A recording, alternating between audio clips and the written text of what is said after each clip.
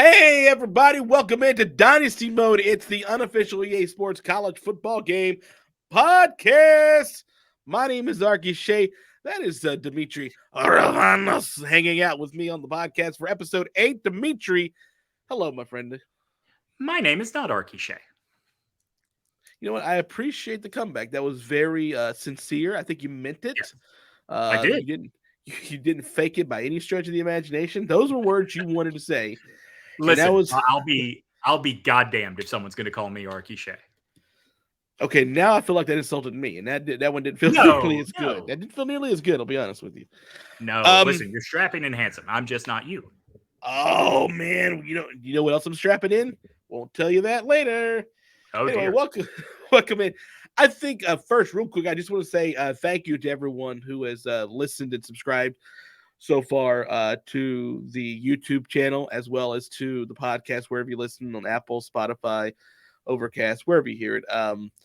It's been a really nice outpouring of support when I see the emails every morning that come in for the new subscribers, for the people who are commenting on the show. So it's probably gotten a little bigger than I was expected this early.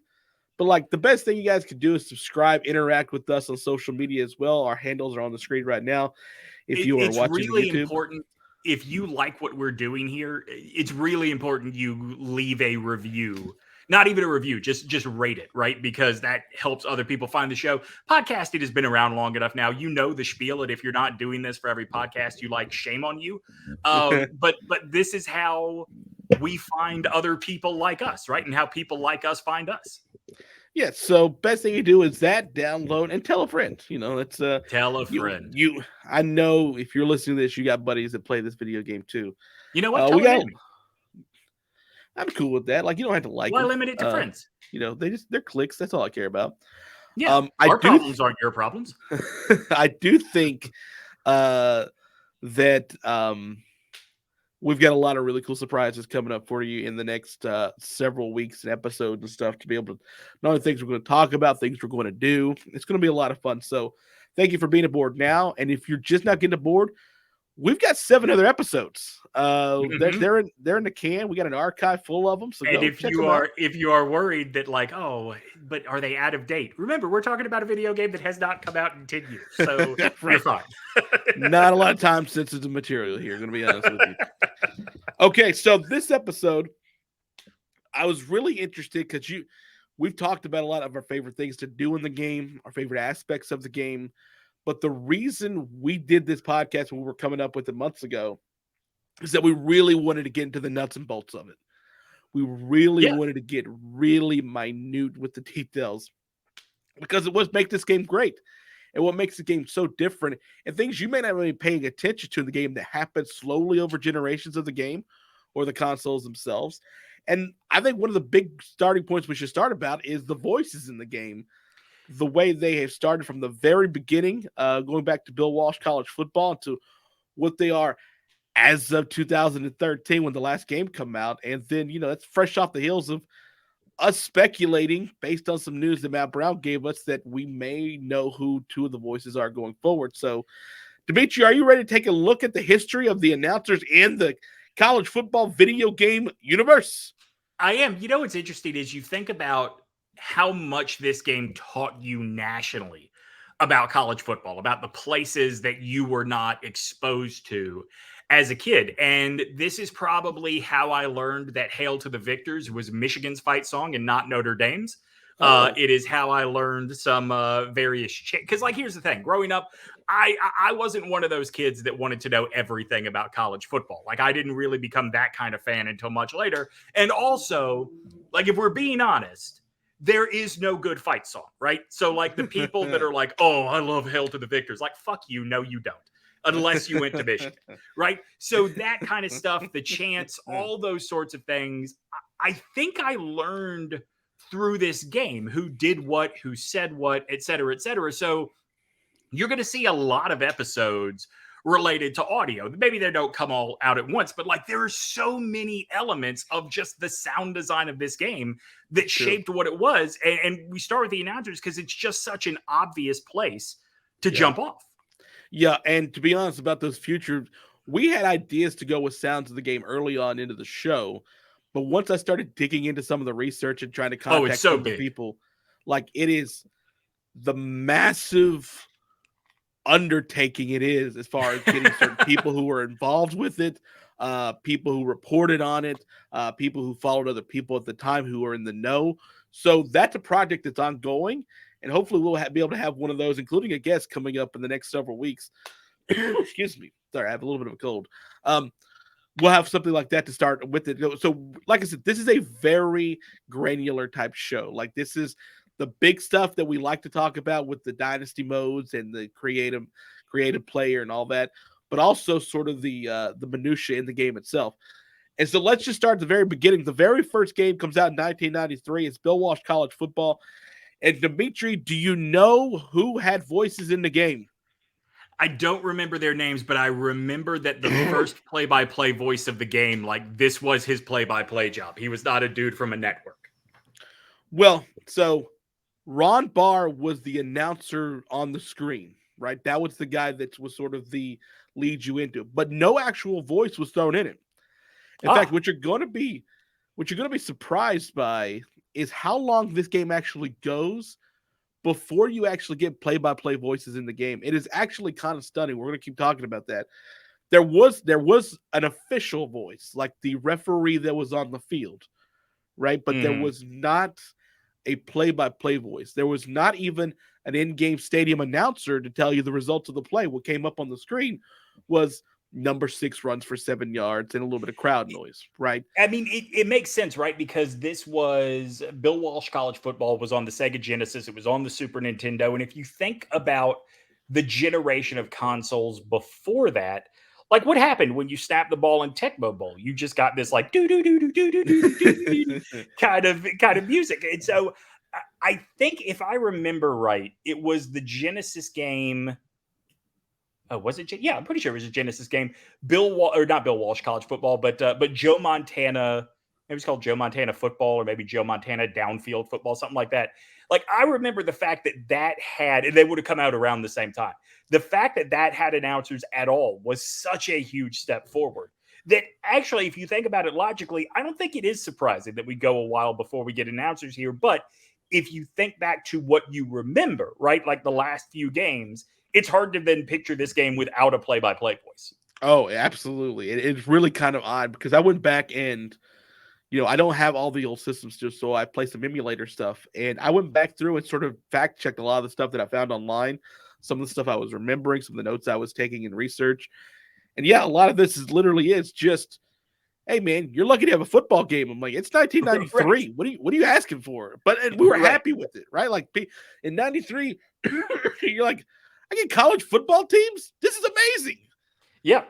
Oh, in 93, you didn't have accurate uniforms. You didn't even have like necessarily identifiable real college football teams, right? We've talked about this before. Bill Walsh College Football, if you wanted to play Alabama versus Florida State, you had to settle for Alabama versus Tallahassee. That's right. Because Tallahassee is not a university. That's right. You don't have to license the name of a town. That's right. Or a state. Or a state. By the way, that is actually another topic that we have going on at the show at some point. Like you should see our episode list of ideas we have. It's actually pretty substantial. So yeah, we'll be well past probably when the game comes out before we get anywhere near talking about topics. So the next game comes out at Bill Walsh College Football 95. It's the first one that comes out with a year number on it. And it obviously comes out in 1994. Interesting, Bill Walsh actually appears in the game, in the pregame, and at halftime. No voice. And Ron Barr, gone. Completely gone from the game. So we got from having a play-by-play guy who was just sort of a stand-up, like a big character that we sort of have generated on the screen. Right. To now no reference to that, and Bill Walsh basically coming on the screen and saying, well, let's take a look at some of the scores around the country. Like Bill Walsh would be telling you that anyway. Like right. Bill Walsh is like the guy throwing in the studio, like, all right, let's see what's happening over in Tallahassee. I wonder how much of that had to do with the era, right? Because 95 is sort of the peak of, sit down with a buddy and a case of Surge Cola, turn on the local alternative yeah. radio station, and turn down the volume of the game. I wonder if any of that is influenced by like the idea of, do we need this? Because video games, especially sports video games, were not immersive experiences at that time. Well, let me tell you, this will go to the more recent games that we'll talk about in a little bit. I remember very vividly playing 2013 and 2014 and knowing who the voices technically were and the play-by-play announcers and commentary were, but never hearing them because, like you said, I'd be playing either a podcast or music in my ears or something. Like the game, like that's kind of how I watch normal football anyway. Like I don't watch it with a lot of sound because the play-by-play doesn't really bother me or I care that much unless it's, Fern Lundquist. So yeah, like it's interesting to see, like, excuse me, the way the evolution of how we consider announcers to be important, how long it takes to get them in there, and then sort of even after we get them in there, did we care that much, and sort of see what Right. what EA Sports did with that. Excuse me. By the way, the same ref voice is back in the game here in Bill Walsh 95, and I think his name was Tommy Roberts. If I'm not mistaken, I made his first name maybe I wrote it down somewhere and it's not in this particular note, and that's completely on me. I'll come back with a mea culpa on the next episode if I have one, because I know the thing I know about him is that he is like a producer designer type thing. Like he's not an actual official. He's not a name you would sort of know, but he was someone I guess that was in the building at the time that they needed someone to say first to say a 5-yard penalty, whatever, first down. Right. In College Football USA 96, that's the third version of the game. Mm-hmm. It's no longer Bill Walsh College Football. It comes out in 95. Obviously, Bill Walsh is gone. No announcers still in this game either. But it did add the "Welcome to College Football USA" in the opening credits of the song. But again, there's no real animation to the beginning of the show. It's just sort of a opening, sort of one screen. And, the very digitized voice of, someone saying, "Welcome to College Football USA." Yeah. Yeah. This is at the very beginning of EA Sports becoming, actually, I guess the Bill Walsh game is at the very beginning of EA sort of becoming this thing, right? And so by 96 or 95, the 96 game, we certainly all know the phrase, if it's in the game, it's in the game. Right. Mhm. And it has been the same guy the entire time. And I would not be surprised if around this time, it is more important to everyone involved that phrase get in than literally any other spoken piece of audio. Interesting you say that. Hold on to that. Pin it for just a minute. All right. The next game that comes out is College Football USA 97. Comes out in 96. No announcer still, but we still got the cool digitized "Welcome to College Football USA" voice, right? So that's still pretty cool. Sure. Then we go to the fifth version, 97, which is NCAA Football 98. It's the first one with NCAA Football as the title. It's obviously where we're going to be for the rest of the way. Interesting news here. We get a public address in-stadium announcer in this game for the first time. Yep. So the first time you will hear "Carry by number 32, gain of 6 yards." For the first time, you get play-by-play just from an in-stadium voice PA announcer. And I may be able to blow your mind here a little bit. I'm excited. Are you paying attention to your screen? Are you paying attention? I am. Okay. So I went through a lot of work to try to find out who this voice was. Yeah. So I dug and I called people to try to confirm. I emailed several people to try to confirm. And I'm fairly certain I know it's down between one of two people. And I think I know who the very first person was. Okay. Demetri, do you know who Fredlamed is? The name is vaguely familiar. This is why I want you to pay attention to your screen. Okay. Fredlamed is an actor and a voice actor as well. He's been in a bunch of stuff. Is he one of? He's a. I don't know if he's a voice you would recognize now, probably, maybe, but he's a face you would definitely recognize right now. Demetri, look at your screen right now. And if Yep. you're listening, go find it on YouTube and listen. Just subscribe, Arky Shay. This is Fred Melamed. Oh, okay. So Fred Yeah, Melamed, he's Demetri. one of these. He's one Go of the ahead. legendary those guys or that guys of actors. Like you've definitely seen this guy before. Demetri, this guy, when the scene I have for you on your screen is from something that you have seen. Can you tell me what it is? And it's been out recently. It's from WandaVision. It's from WandaVision. So this is Fred Melamed, who was the PA voice from 1998 to 2003 on this video game. For people that are not seeing this and wondering who was he in WandaVision, he was Viz's boss. Was it the second episode? I think he comes over for dinner and then ends up popping up over and over again throughout the series. Yeah, he doesn't have a lot of roles, like that are like continuous. Like he's been on New Girl, for example, but for like 2 or 3 episodes, but not like a series where he's been in movies, TV. He's been a voice actor for a long time. Been in Adventure Time, for example. He's a voice in that. If you're watching or you just want to Google it, you know that guy. You've seen that guy before. Yeah. Now, the interesting thing to me is he had to have lived in like Orlando, where the studio was. Like, well, he's actually from like the Northeast, so like I don't know where he was in 1990. How do you settle on getting Fred Melamed to say this?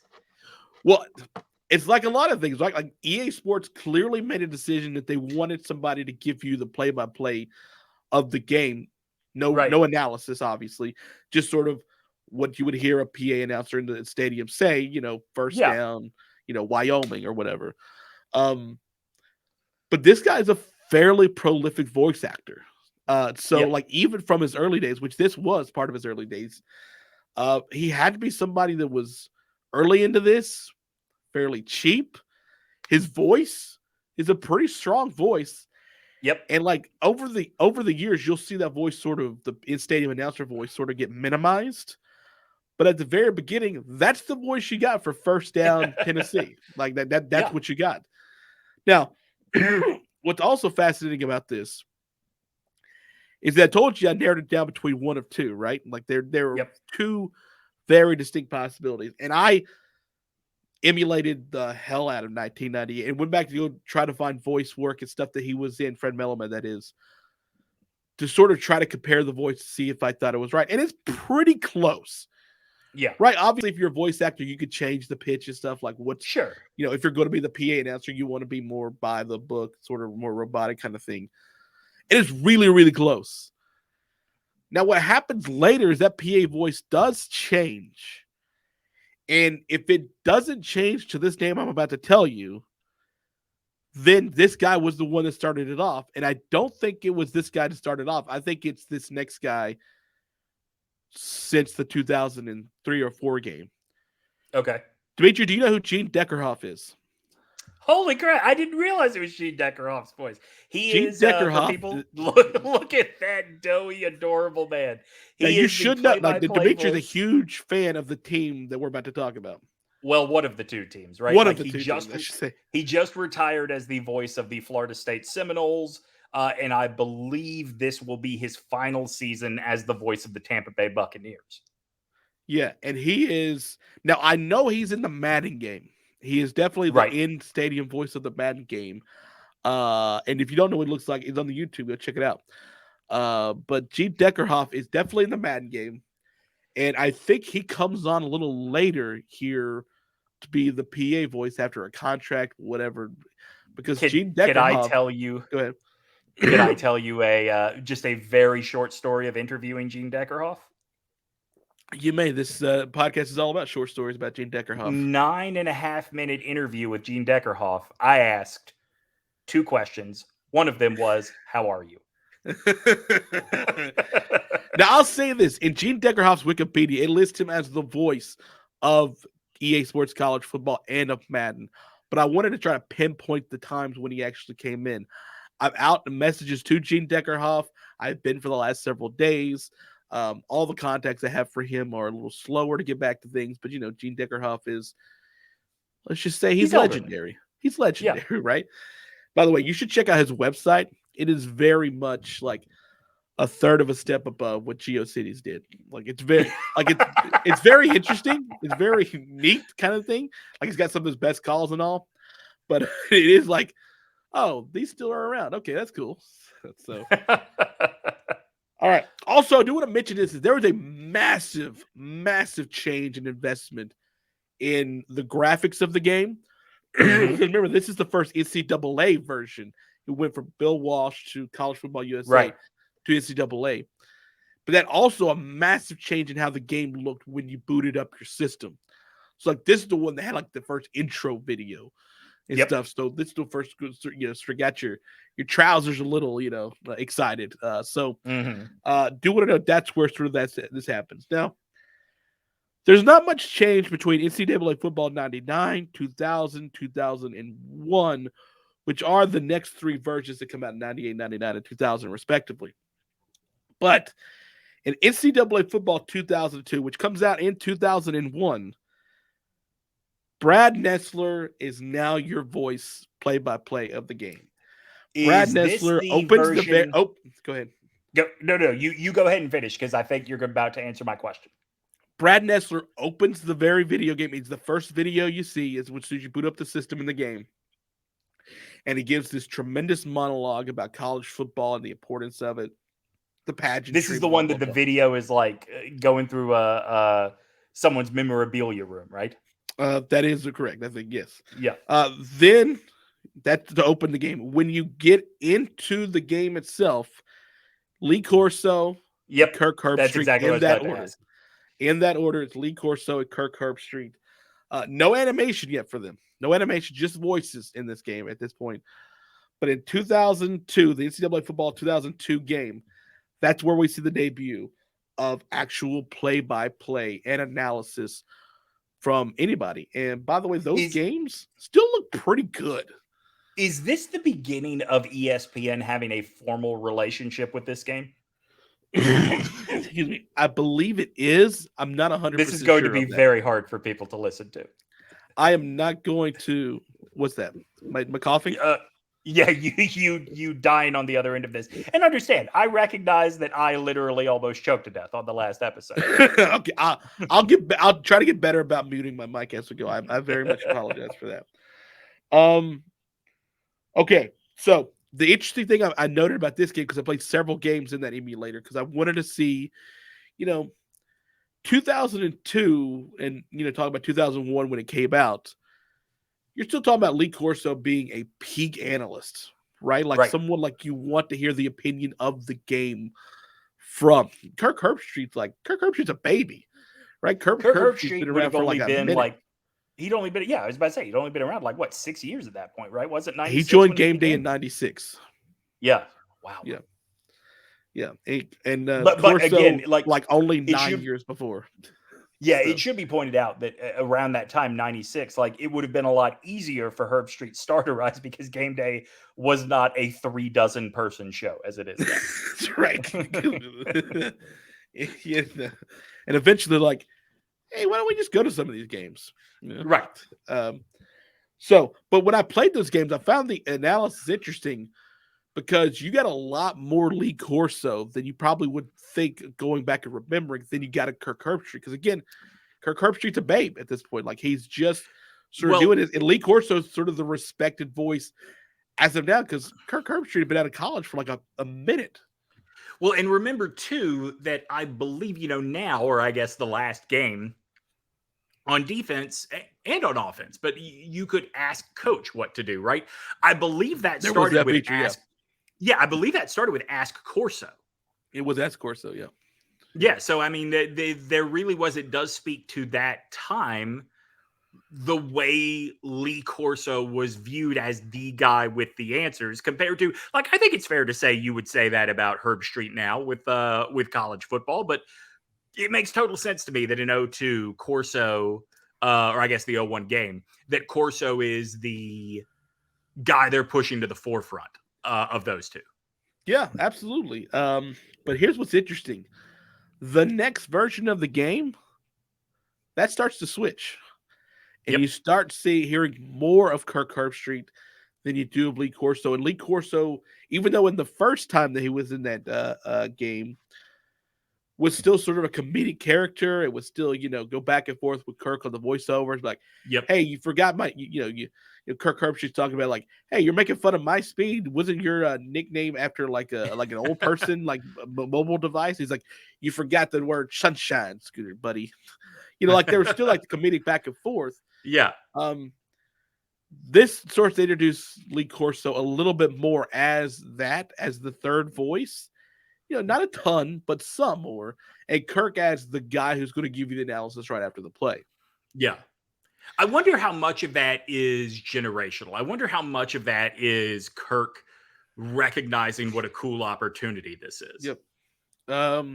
Man, I found a lot of stuff about it's not Brad, but Kirk Herbstreit talking about how much he loves the game and wanted it back and how much he enjoyed doing it.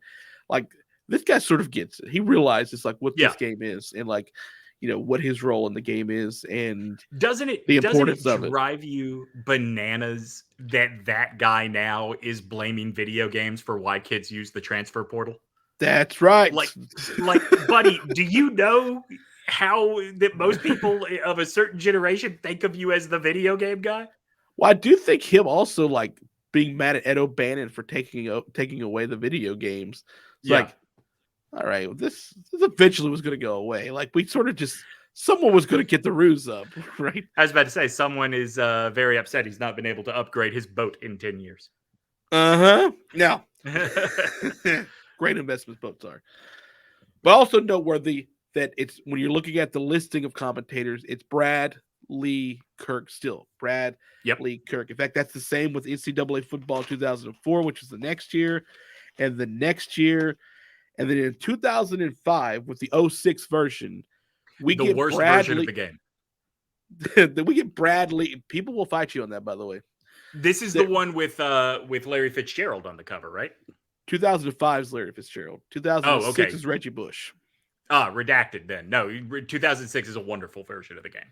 This is the first time we get animation of Brad, Lee, and Kirk in the game, and they're obviously in the booth, and you see all three of them.